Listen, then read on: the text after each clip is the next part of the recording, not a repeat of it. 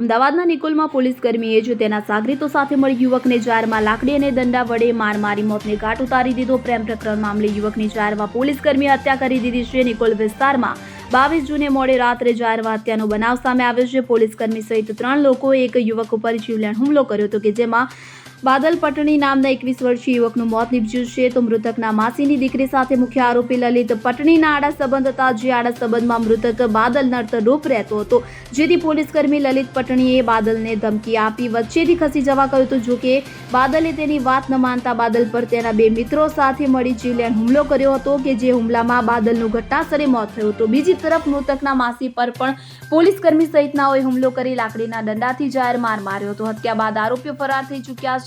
હત્યા મામલે નિકોલ પોલીસે ગુનો નોંધી આરોપીને ઝડપી પાડવા ચક્રો ગતિમાન કર્યા છે. Bureau report CN24 news. હવે જુઓ દેશ દુનિયાની તમામ ખબરો તમારી આંગળીના ટેરવે.